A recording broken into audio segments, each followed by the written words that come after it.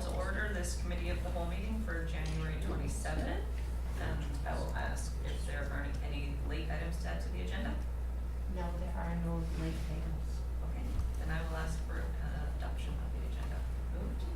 And a seconder? All in favor? Opposed? So that's carried. And adoption of the prior minutes, which are from our December 9th committee of the whole meeting. So we move that. And seconded, and all in favor? Opposed? Carried. Thank you. So item number 1 on our agenda this evening is our housing needs assessment presentation. I'm going to turn things over to Arcadia. Thank you, Madam Chair. The Oliver Housing Needs Report is attached to the agenda. I do have the Ecoplan is coming in via Zoom to present to you, so I will pass it over to John and Jordan. Hi. Can you hear us? Can you hear us? Yeah. Okay. Hi. It's all yours. The floor is yours. Thanks. Well, we'll just set up the, we'll share a screen with you so we can go through the PowerPoint presentation. Okay. And I'm going to leave it to Jordan to run you through that. It's just a short overview presentation about 20 slides, which I think you might have copies in your agenda packages as well. Yes. Yep. And Yes. we'll have time for questions afterwards. Yes. Okay, thank you. Can you hear the council? Yeah. Okay. And you're able to see the screen Yep. presentation? Great. Okay, jump into it. I'll try to be brief. I know you guys have other business to deal with tonight. So this is the Oliver Housing Needs Report.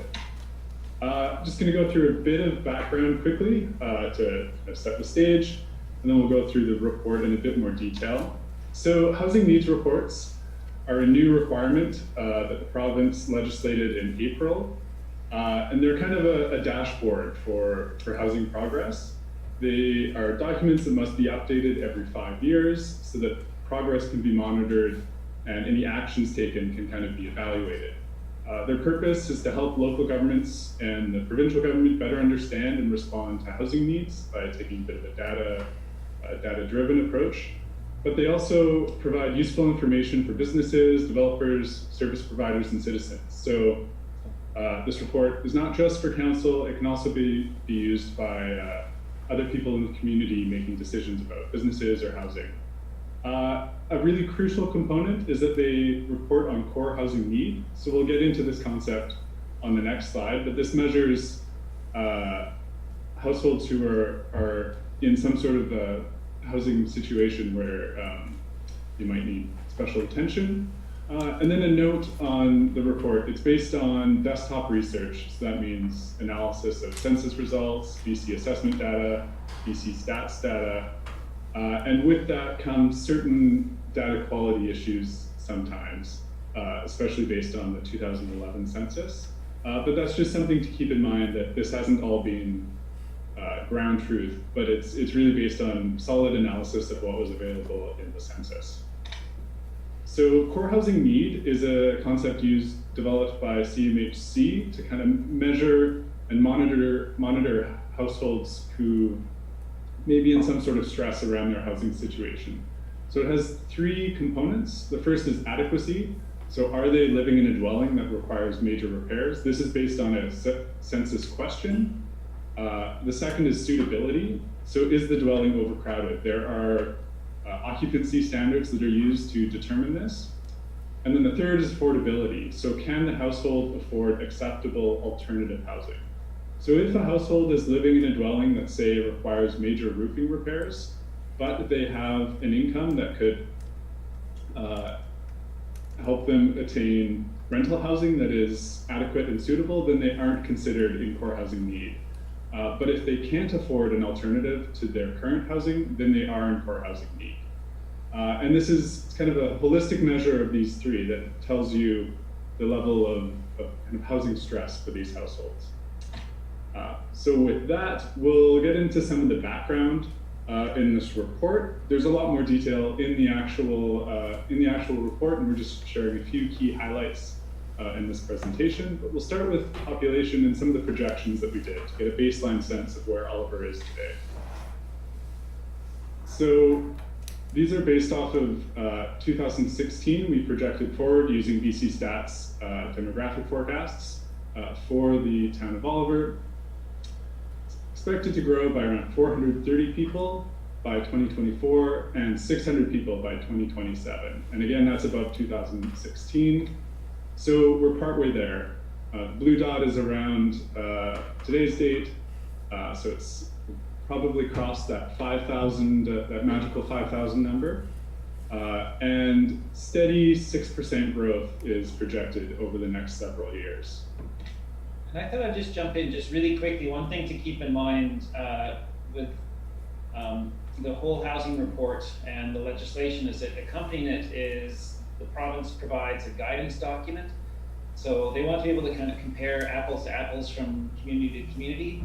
So in the guidance document, they lay out the different areas that they want the assessment to consider, and they also give guidance on the data sources to be used for it, so that they are all standardized. So this will look like assessments done for other regions, and I know that RDOS is considering undertaking a broader assessment for the regional district. Yeah, so there are around 60 data points that are represented in this, and they're all standard across the province. So here's perhaps one of the most interesting graphs in this presentation. This is projected population by age group from 2016 to 2027. And the key thing to note is this column with 65 to 84. So in this age cohort, there's really tremendous growth anticipated.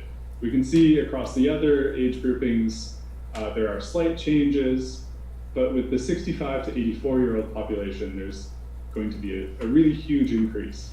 And this is something we'll touch on in the presentation about making sure that housing is appropriate for seniors and the specific needs that seniors populations have, and keeping in mind that this big demographic shift is happening in Oliver currently.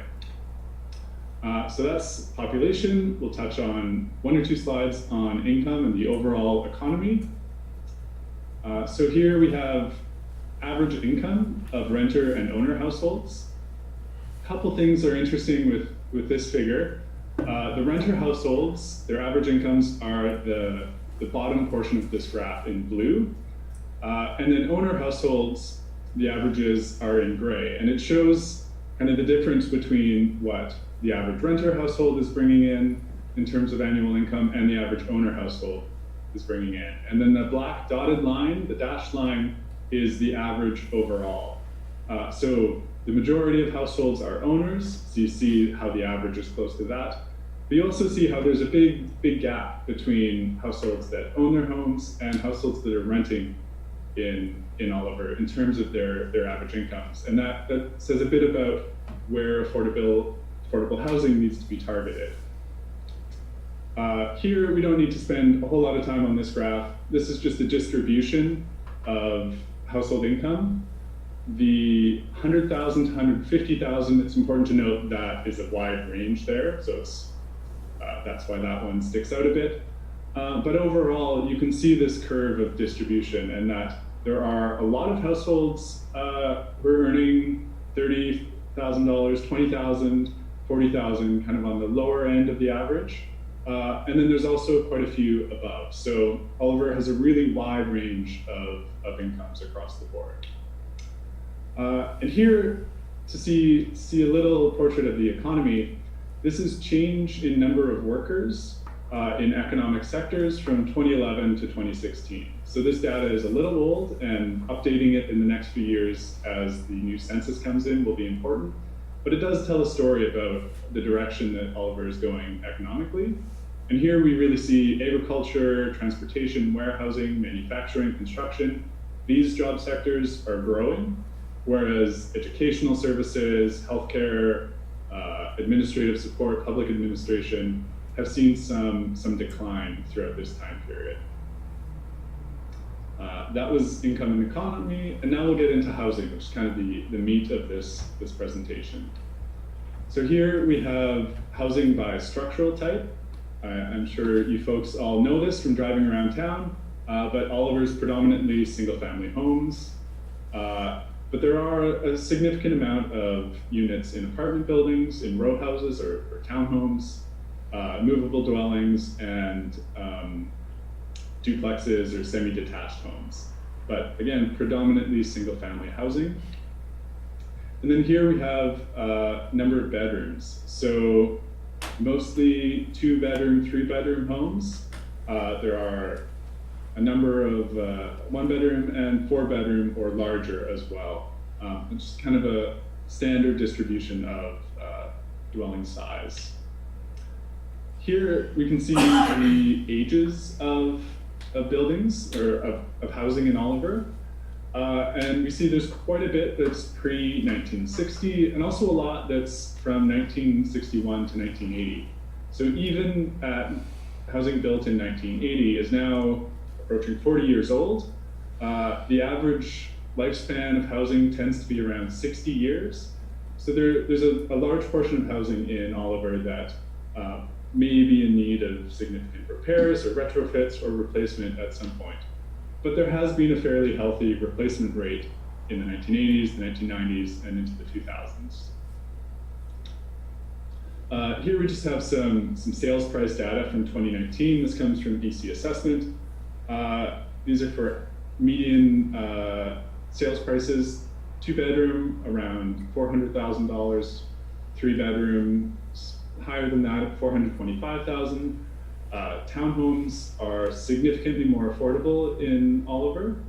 You can see from $117,000 to $300,000. And then we also estimated rental unit rents. There wasn't as much data on this, but in general, around $800 to $900 a month for a 1-bedroom, around $1,250 for a 2-bedroom, and then slightly higher than that at $1,300 to $1,400 a month for a 3-bedroom apartment in Oliver. So to kind of make these numbers have a bit more context, say a young family wanted to buy in Oliver and they were looking at the median 2-bedroom house that sold last year. So at $400,000 a year, that's going to be around $1,800 in monthly mortgage payments. And then when you're looking at housing affordability, you have to include these extra required costs that include property tax, utilities, and housing insurance. And with those, it ends up being around $2,200 a month in monthly housing costs. So if this family were to buy this home and stay at that affordability threshold of not spending more than 30% of their total income on housing, they would need to be earning $88,000 a year. And that's significant given that the median household income in Oliver is only $55,000 a year. So it shows this kind of discrepancy between what it takes to buy into Oliver and what the average person in Oliver is actually making. So that was the background, and now we're going to really dig into the key findings here. A few more slides. So core housing need. This was that first slide on affordability, suitability, and adequacy of housing. In Oliver, around 11% of total households are estimated to be in core housing need. Of these, renter households are much more likely than owners to be in core housing need. And then there's also a concept that's extreme core housing need that the province defines. And this is households who need to spend 50% or more of their total income to attain acceptable housing.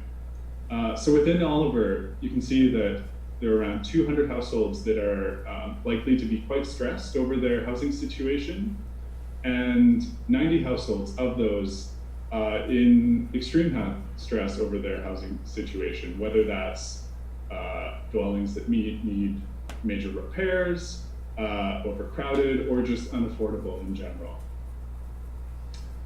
Here's that shown in a slightly different way. We can see the trend over time. The percentage of households in core housing need has grown slightly in Oliver over the past 10 to 15 years, but it is lower in Oliver than it is across BC, quite significantly. So the average of 10% is Oliver's core housing need number, and then across the province, it's around 15%. So although this is a serious challenge in Oliver, it's performing quite well compared to a lot of other municipalities. So projecting this forward, we see around 235 households will likely be in core housing need over the next 5 years. And it's worth noting that this doesn't mean that 235 new units of affordable housing need to be built to respond to this. Core housing need is a composite metric, and it can be influenced by a number of different things. So that includes reducing relative cost of housing, improving dwelling conditions. Core housing need is tied to economic performance. So we see that there are a number of levers that can be pushed or prodded in order to address this challenge.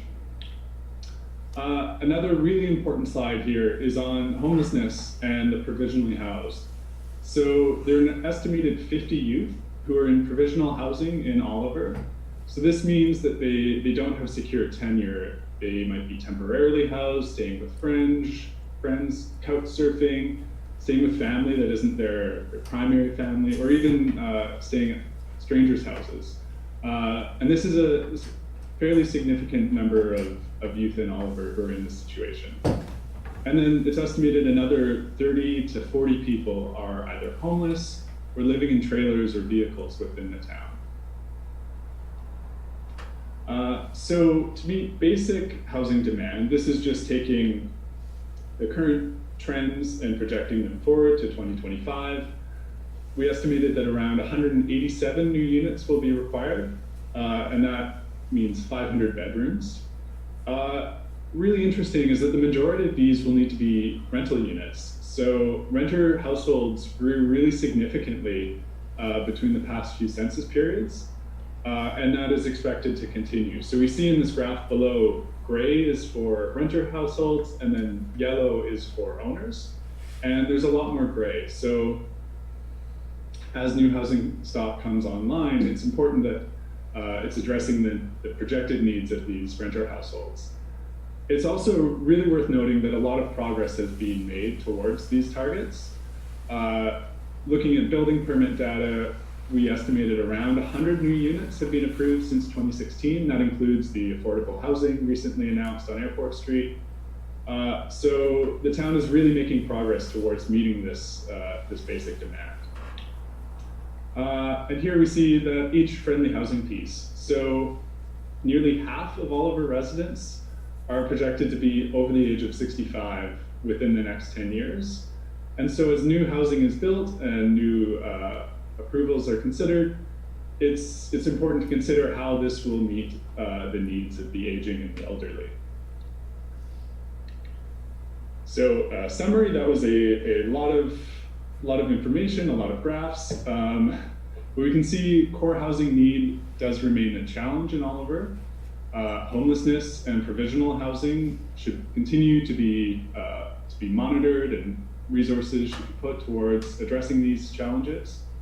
Yet Oliver is doing really well and is on track to meet current housing demand just by maintaining the current pace of development and approvals. Age-friendly housing will remain a really important piece, and rental and affordable housing still should remain a priority, and we see that there will be continued demand for rental, continued demand for affordable housing going forward. That's all I have for this presentation, but I welcome questions on the presentation or on the housing needs report itself. Thank you very much for listening. Okay, thank you very much for your presentation. So does anybody have any questions? Nobody has any questions. It was a very thorough document. Answered a lot of questions inside the document.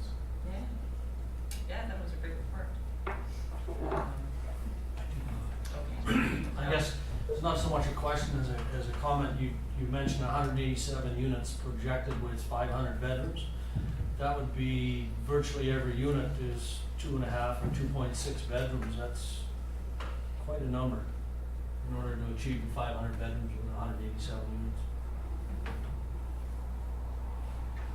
Yeah, that is.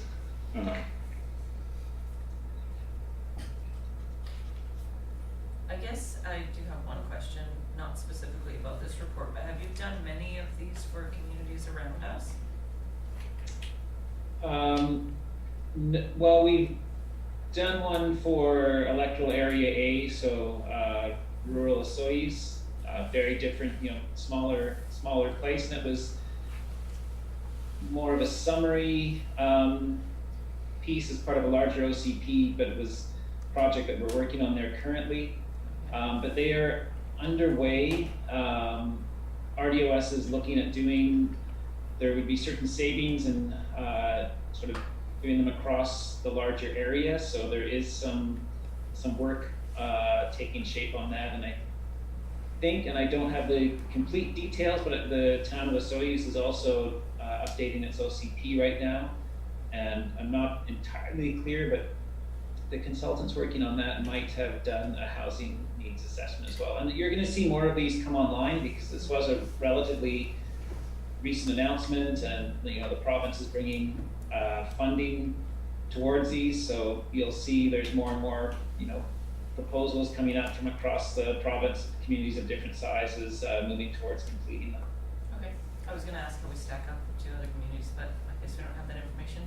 Councillor Grace? Thank you, Madam Chair. I just have one question about the youth that are provisionally housed and the homeless. I've heard the homeless number for our town, which I still find it kind of mind-boggling because I don't think these people aren't really that visibly homeless. I mean, I think we tend to sort of see a few, but the 50 youth that are provisionally housed, I found that kind of shocking. I'm just wondering where those numbers came from. Yeah, so that was a number that was provided to us from Desert Sun Counseling. And they were able to estimate both the provisionally housed youth and the homeless and living in vehicles population. Well, thank you. Okay. Well, if there are no other questions, then thank you very much for your report. And I guess we're just accepting it for information. Looks like it, right? You'll probably want to accept it, yes, Okay. adopt it, because we'll be using it to do reports with. Okay, so that's what we will do right now then, or do we move it to our later meeting to do that? No, you can do it now. Okay, Thanks. so would anybody like to make a motion to that effect? Thanks. Thank you. Thank you. Adopting, not something. I guess we are adopting so that we can use it. Move adoption of the report as presented. Okay, thank you. So we have a motion to move the adoption, or the adopt report as presented. Seconder? Okay, thank you. Any more conversation? All in favor? And opposed? And that's good. So on to water matters, financial plan, policy and processes. I will refer to our CAO. And I'm just gonna pass this right over to our CFO to bring you through this policy. Okay. Thank you. Thank you, Madam Chairman. The purpose of this staff report and policy that's accompanying the staff report is to update the Town of Oliver's financial plan policy. The Town of Oliver has had a financial plan process policy in place since October of 1994, so that's 26 years ago, and it is actually done very well and in good stead for the Town of Oliver, but there is an appetite, or there should be an appetite, to update it with current legislation, also with current accounting standards, etc. And therefore, that's what the policy is intended to do. Just as background, Council's requested that the policy be looked at, be updated. As I mentioned, it's been put in since 1994. We have had significant changes in accounting standards, specifically with the tangible capital assets, certainly being probably one of the largest changes in the accounting side that I've seen in my tenure as in the accounting and local government. We've researched various policies from various municipalities, and it's interesting to note that there is not a lot of policies surrounding the financial plan process or policies. There's a lot of different municipalities, different organizations have different ways of budgeting, different procedures. And so to actually go online and try to pull a lot of them off, it's quite interesting to note that there really wasn't that many. A lot of people, a lot of municipalities use their own method and methodologies, and it works. You know, each council's a little different, each staff's a little different. So we're, you know, trying to pull it together, so therefore to have something cohesive and something that we can pass along to future generations as well, and future councils, where we can look at this. Like I said, this policy, the existing one, is still in place since 1994, and the legislation requirement for budgets is laid out in the community charter. And as such, I'm just going to go through the council policy, the financial plan process policy, which is in draft form. It certainly can be amended. This is its first draft, shall we say, and the main purpose, as I've indicated, is to define the overall approach and philosophy for budgeting and planning the 5-year financial plan process to ensure clarity and consistency. It's to help decision makers make informed decisions about the provision of services and capital assets, and to promote stakeholder participation in the process. The scope of this policy is the baseline budget is defined as the steady state of operating position of each budget authority. This reflects the resources required to provide the same level of service in the current year before any new priorities or funding requests. New priorities pertain to any material change in service level from the prior year and must be accompanied by a business plan documentation to substantiate the change. And the policy statement as well, I'm not going to read it verbatim. One of the things that it alludes to in the policy statement is the fact, in keeping with the town's strategic plan, the adequacy of available town resources, including taxation, shall be reviewed with respect to delivery of enhanced levels of core services, but at no time at levels less than the existing levels of service. It goes through some of the definitions that are within the policy. It goes through the legislative authority of the policy or of a financial plan. And then it goes on to state why the principles and adhering to the town's strategic priorities is certainly one of the main goals of this policy. The financial plan has to be in line with the strategic priorities of council and of senior management, chief administrative officer. And we also we're trying to do we will be doing 5-year operating plans, and we incorporate cost and staffing considerations for both discretionary and non-discretionary services. Every week these days. Every week. The cycle of the financial plan, as indicated, it's a 5-year cycle. It rotates on, once again, like it's a calendar year, it's not a fiscal year, so January 1 to December 31. And in the third paragraph in the cycle portion, I'll point out that it says that it reads, the percentage of the total available budget allocated to each cost or budget center will be based on the average actual expenditures over the previous 3 years. Any increases above the previous year's BC's Consumer Price Index for goods and services other than contractual items will be explained during the budget presentation. So what that's saying is we do try to base, to the best of our ability, our budget calculations, our budget estimates on actual expenditures over, as this policy would indicate, over the last 3 years, to try to give us a good baseline moving forward. So therefore we're not comparing budget to budget, we are making sure we utilize budget to actual as well. There will be some instances where that is obviously going to change and be different, but that will be explained during the budget presentation by the various departments.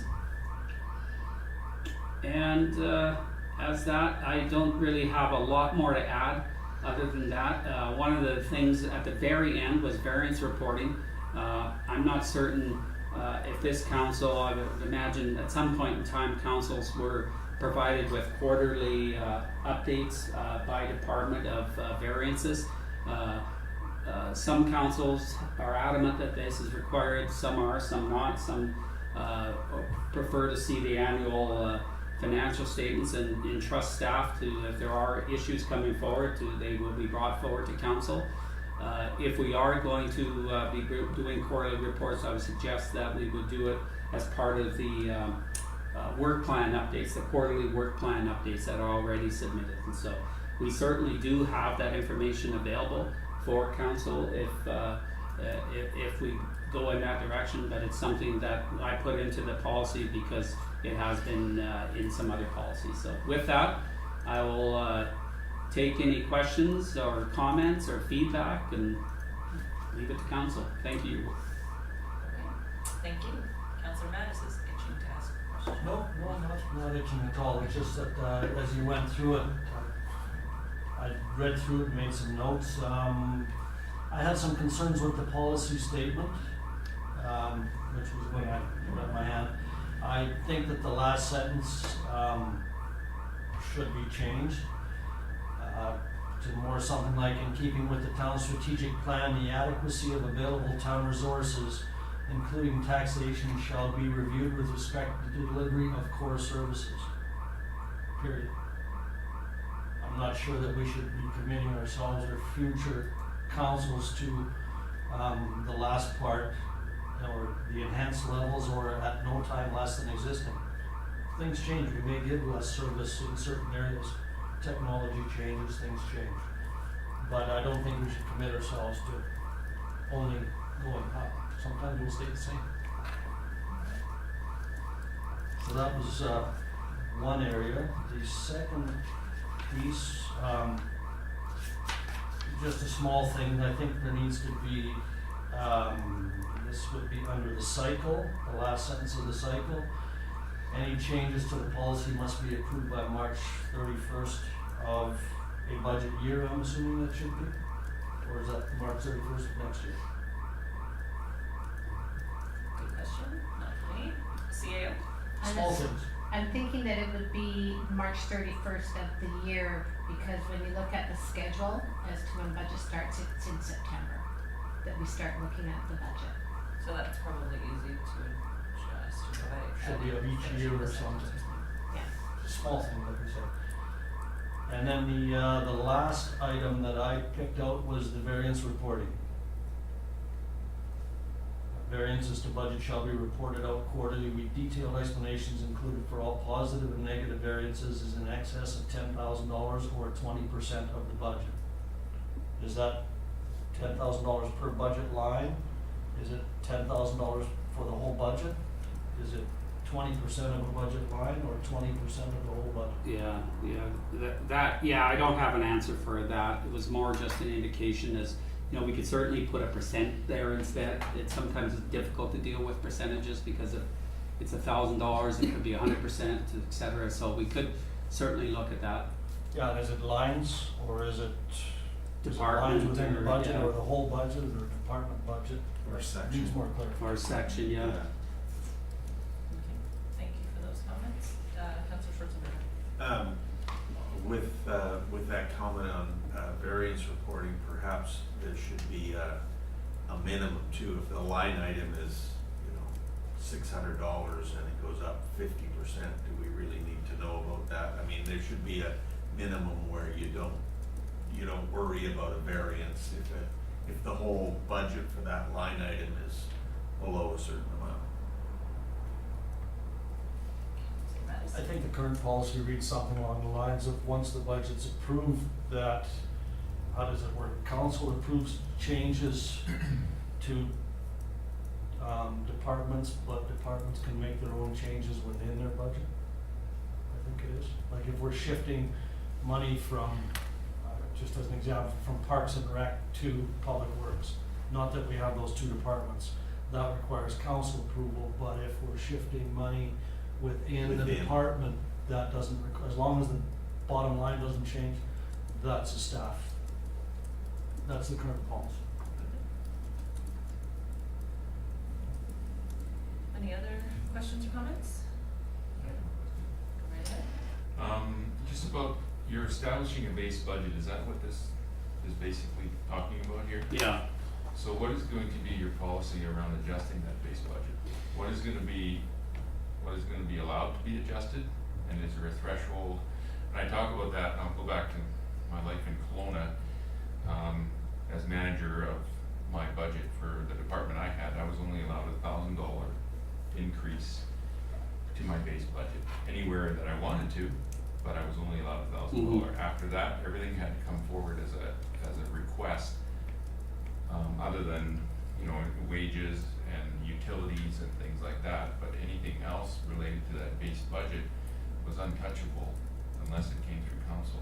So Right. council had a chance to identify why that line item was being increased. If it was a contract that went out to tender and the budget went up, I just couldn't add 1,000 here, 500 here, which at the end of the day could add up to $20,000 or $30,000 spread out through a base budget.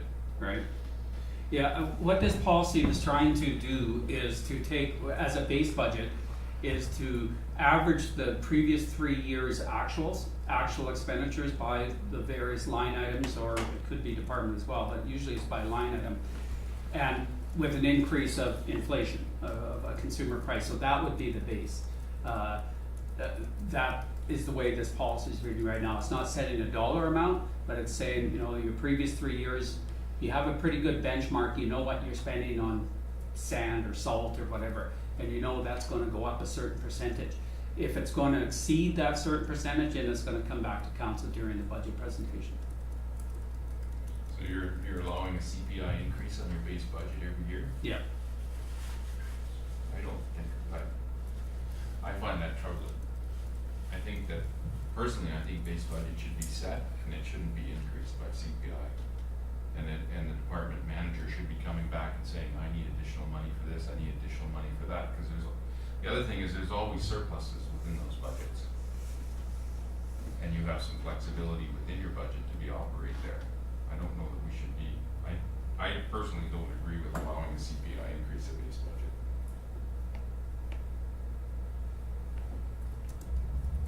If there's no comment from Mr. Leahy, other council members. Well, the comment would be that if you do that, then that just leads to an automatic CPI increase in taxes. Councillor Chris. Thank you, Madam Chair. So is this gonna change how the budget is brought to council then? Like, are we going to look at this base budget once the first time and then from then on we only look at? I wouldn't say it's going to change the way we're bringing it in when it's coming forward tomorrow. It's certainly going to lend more of a policy where if, let's say, for example, we establish a base and the CPI is not included, say, well, here's your base, we have the average of the last 3 years or whatever that base becomes, which is basically, from what I'm looking at, this is my second year looking at the budgets now, is pretty well the way we budget right now, and where we look at the previous year's expenditures and we'll say, okay, the last 3 years we spent that much, so the budget should be in that range. So it's not gonna be a drastic change. I think what more we're trying to do is establish, as the mayor alluded to, is establish a base. So basically that is our base level of expenditures. And anything more than that, you gotta, you know, and if there's a certain threshold, an allowance shall per se, there is that grace, or if not, then there's really, becomes a budget, then becomes more for the supplemental items, for the new items, for the additional items. Councillor Schwarzenberger. Thank you, Madam Chair. To the CFO, through the chair to the CFO, I believe, are we still budgeting as zero, we're doing zero-based budgeting? That was a requirement that was set Yeah, 5 or 6 years ago, so that's still yeah, that's still the practice of, that will be brought tomorrow. Okay. Councillor Michelle. Yeah, I agree with the mayor's comments that we should probably not have that automatic CPI in there. That makes me really uncomfortable. That should be part of our budget discussions. You know, what is CPI this year? What are we gonna do with our increases? I'd prefer that wording be taken out of there. Councillor Chris. Thank you. Yeah, just to carry on with my previous thought, 'cause it seems to me if we're going to have a base budget, that could almost streamline the process, because items that are going to maintain this, you know, be the same as last year's budget, I mean, if we've approved those last year, to me, that almost seems like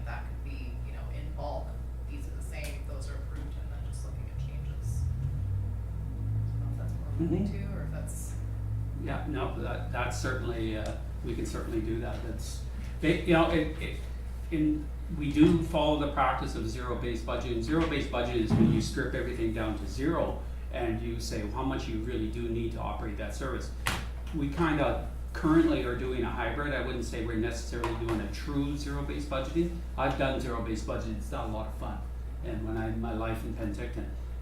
So we kind of do that hybrid of where we go, there is a base, and we've already kind of lived the zero base, so we know what our base is, and then build upon that with, as you said, either additions or subtraction. Mayor Johnson? Well, I kind of see, like, I like where we're going here. That's the way I've done budgets in the past, and I think it is very clean. We need to establish a base, and probably this year we will establish our base budget. But going forward, that should be the base. And I think we also need to establish a threshold where the manager can allocate an increase, whatever that is, $1,000 within that base budget.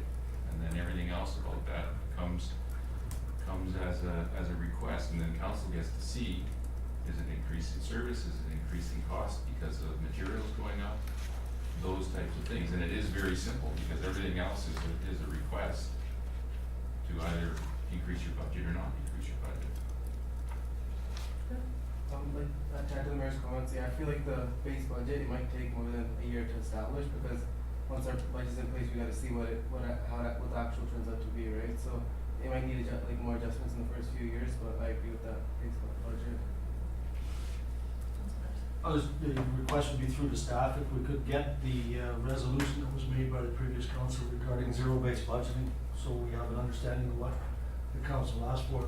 My understanding is at that time was that zero-based budgeting would be that it would not increase year over year, that all, like this year's budget would be based on last year's budget, the finalized budget of last year, that's where we would start for this year. And then we would increase, council would have the say on where and what would be increased, if that's my recollection of how it's supposed to be. Councilor Michelle? Yeah, I think that's the point I was gonna try and make as well, is that I guess your zero-based budget becomes your previous budget, right, every year? I mean, you can't go zero and have the same budget for 5 years. I mean, it's the previous budget that council approved, that becomes your new zero-based every year? Is that what the intent is? It depends. Because in a True zero-based budgeting, I mean, you can't say, okay, a budget is $10,000 for this department as an example, and it stays at $10,000 for 5 years? No. If council approved $1,000 for 1 year, well, then that becomes your new base? Is that what we're looking at? I lived 3 years of zero in the city of Penticton, and plus I lived 1 year of negative 0.5%. So I lived through zero-based budgeting, and I don't know if you heard what so a true zero is you're stripping down every year. You're not establishing a new base. You're justifying each year. That's what zero-based budgeting is. But that zero base, was it based on 3 years ago, zero, or what, how Justifying each line. Councilor Madison? Again, I go back, if we could ask staff to bring forward that resolution that was passed by I can't remember exactly when it was, when we said that we would adopt zero-based budgeting. To find out exactly what methodology that council of the day wanted.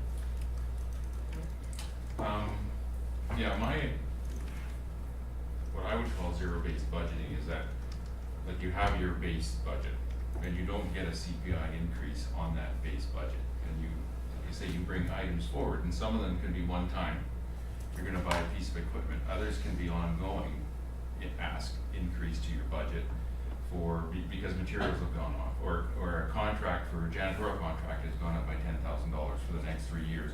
That would be an ongoing request, and your base budget would increase based on that, based on the council going, yeah, you need another $10,000 to pay that contract. And all those items are increasing, and you can't have a budget where, as far as zero goes, a base budget is gonna have some contingency built into it. You can't operate a department without having you just don't know exactly what your expenses are going to be, especially, you can have, to run a building, for example, you can have fixed expenses that that you're going to pay for sure, but there's also preventative maintenance associated with repairs and all those things that you can't account for. We already have a budget, a pretty good idea of a reasonable base budget for the town of Oliver, because it's been done for years and years and years. And when we establish a base budget tomorrow or the next day, we will have a budget that has some contingency in it, and it'll be like ground zero. That's our budget moving forward. And any increases will be asked for, and it's not, you know, it's not a zero based, it's gonna be based on what the requests are, and not CPI, not an automatic increase to your base budget of 2%.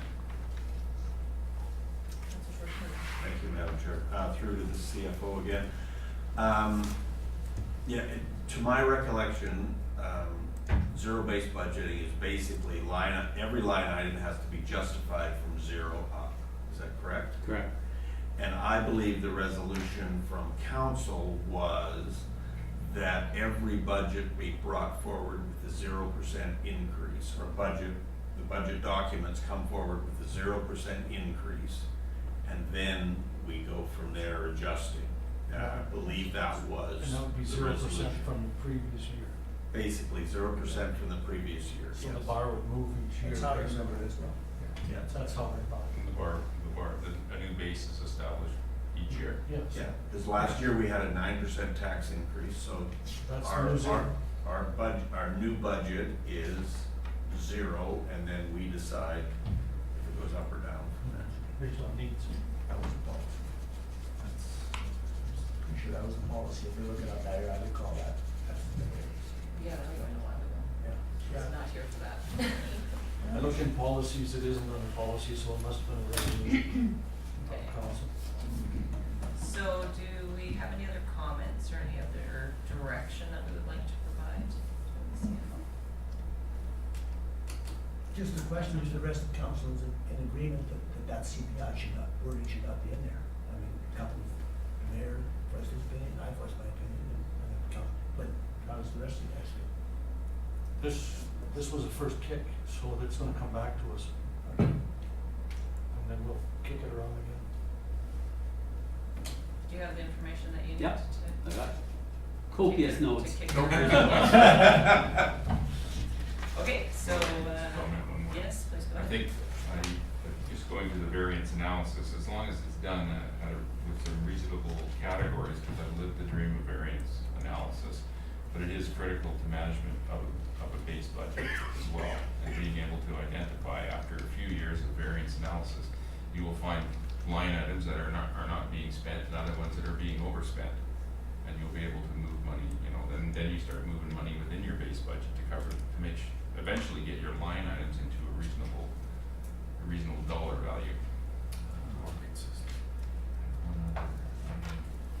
And I just, you know, the other thing I like about the base budget, and it's not the easiest thing or the greatest thing, but I remember one year in the city of Kelowna, we got told we had to take 10% out of our base budget. Times were tough, and council wanted to cut. And we had to dig in our base budget and come back with 10% consequences of making those cuts. And so it also gives council, you know, that's your base operating budget, but it gives you a lot of flexibility on how to manage that budget, and anything else you increase, again, you have total say on.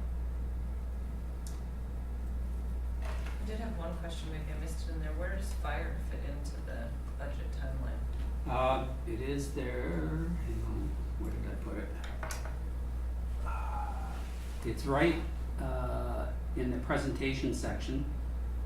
It's on, where is that, page 6? So, no, wrong page. 6 of 6. Is it 7? It's page 7, top of page 7. If we're on the same page, it says staff will review with the Oliver Rural Fire District, the Oliver Fire Department's budget in accordance with the fire protection agreement after the town has approved the budget. And same thing with the airport committee. Staff will solicit input from the airport committee for the operating and capital financial plans for the airport. The request of the airport committee will be at the discretion of council. So that just be, so how does that actually work? That just works in our general Yeah, yes, timeline? yes. Okay. One more comment. There are things that will change in the base budget, and that would be things that council has made approval on, whether it's a wage increase for staff in a QP agreement, or increase in RCMP costs, or there is some things that council will already make resolutions to throughout the year, so those would increase in the base budget coming forward. Things that council are committed to throughout the year. Councillor Member? And one last thing, I'd like to thank staff for bringing this forward. I don't know if you're aware or not, but in our current budget policy, all discussions are to be held in camera. You know? Yeah. Yes, I would make one comment. I think this is a good move in the right direction for sure. So if there are no other comments, we will move on to the next item on the agenda. And 9 minutes for your fourth quarter update. Yes, go ahead. Council policy. Oh, council policy, oh my goodness. We've spent so long, I thought we were at the bottom. Okay, item number 2, 2020 council policy review. Corporate officers report is attached. Thank you, Your Worship. The report before council is to provide the 2020 council review spreadsheet. It outlines policies, council policies that could be for consideration to review, amend, rescind, or repeal. As a little bit of background, individual policies are brought to council for adoption, amendment, rescind, or repeal, just as we were doing in the previous item. In 2018, council received a report on a number of policies that were out of date, covered in other policies or bylaws, and were considered redundant. At that meeting, 8 policies were rescinded. At the December 9th meeting of the Committee of the Whole, council was provided a large document that contained all of the council policies, and the direction coming from that meeting was to bring back the PDF document and another spreadsheet, which I have attached to the report this evening. The spreadsheet does highlight a few policies in blue, which are listed below in the table on the report that you may wish to rescind at this meeting. They were the budget, the fire department, and the budget policy and procedure. As we thought maybe there might be an adoption at this meeting, so maybe we want to hold off on those 2.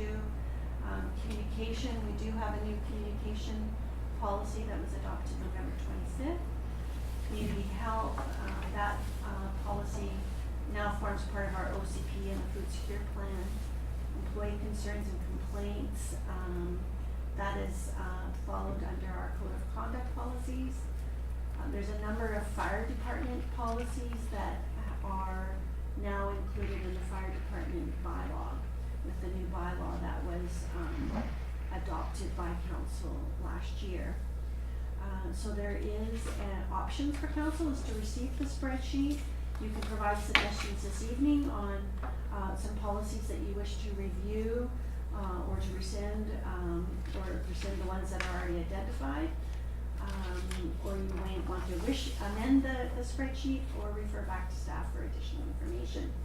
We do have the spreadsheet handy, so if there's something on your mind currently, we can add that on the list for review and bring it to a future meeting. Okay, perfect, thank you. Councillor Mattis? Thank you, Madam Chair. I've been the person that's kind of been driving this or pushing for this more, and I recognize that we are pressed for time.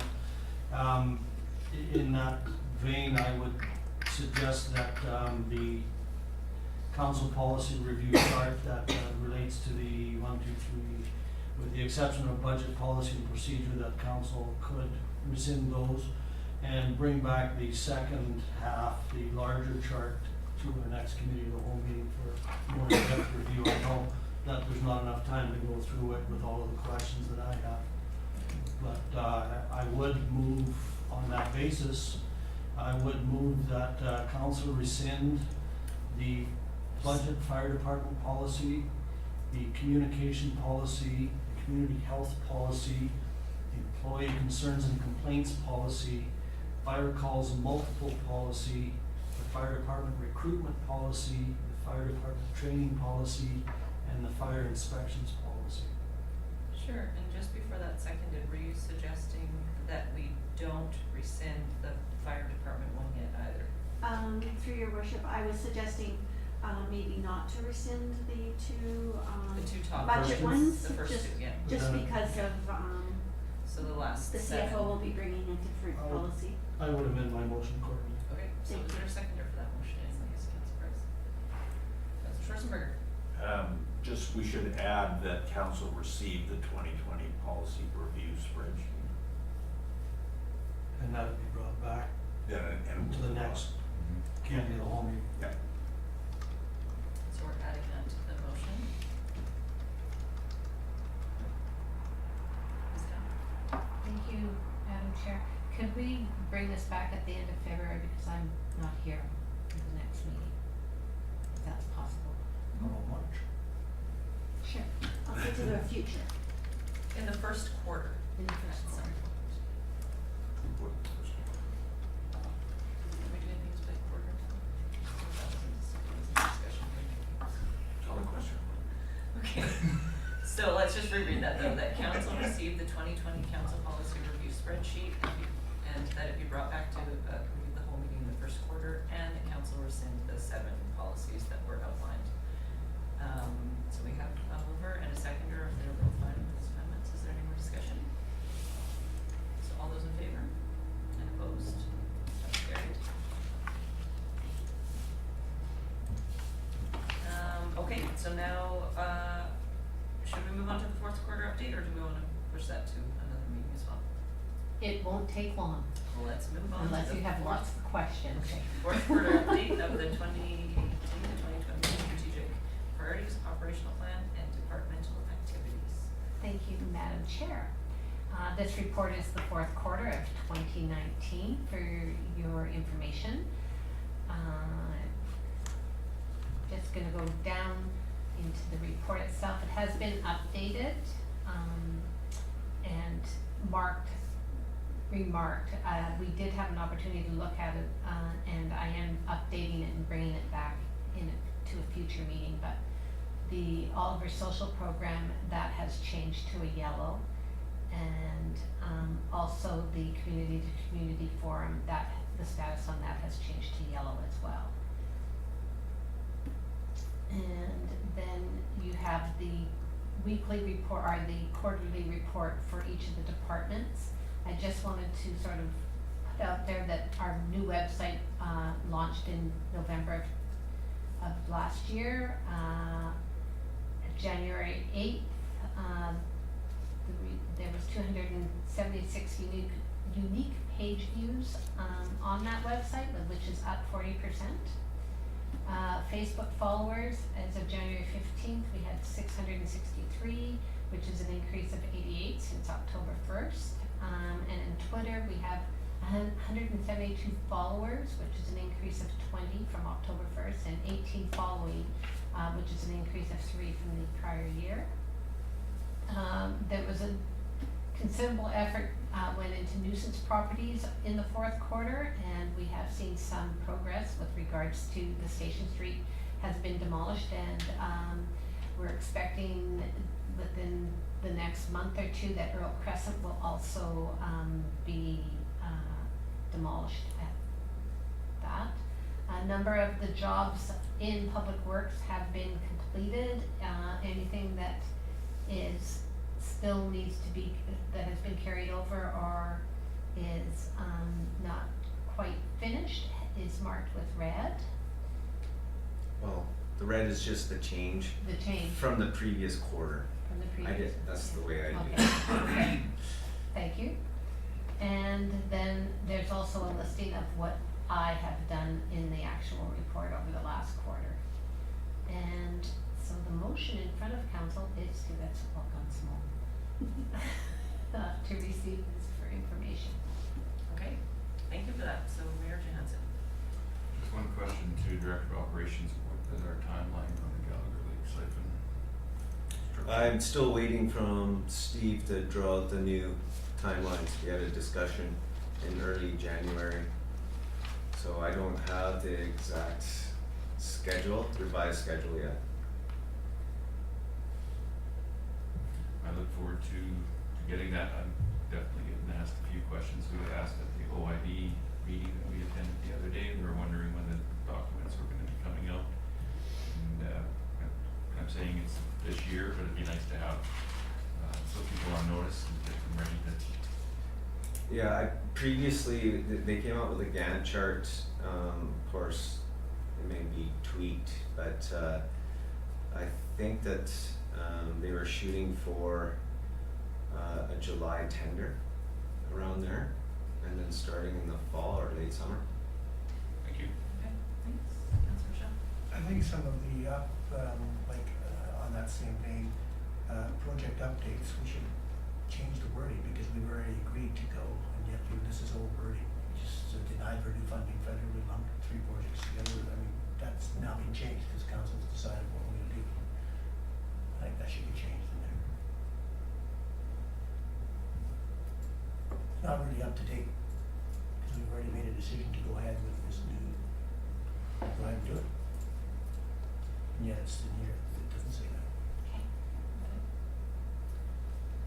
Yeah, no, I didn't change the figures on that one. Yeah, even the wording too, I mean, the council made a decision on it. Yeah, no, I know, I started this at the beginning of the year, and then I didn't update it. Are there any other comments or questions? I guess the only other comment with that is not just that one, but anytime council makes a decision on something, then just go in there and automatically change it. You know, if it's a document, you guys can change it. Mm-hmm. Makes sense. I mean, if there's a resolution or policy or whatever, then go ahead and change it to reflect that. That's it? Okay, thank you for your report. Yeah. Oh, and we have a proposed motion on the board. So if anybody would like to move that, council receive the 4th quarter strategic priorities, operational plan, and developmental activities report from the commission. Thank you. Is that seconded? If there's no more conversation, all in favor? And opposed? That's carried. And Great. of course, finance has And, been working motions. very hard too. Pardon me? Finance has worked very hard too. No, it's too bad that we worked through it because there's lots in there. Motion to adjourn? Did you guys say the same thing, Cameron? No, he's saying that according to policy. According to the policy, it's supposed to.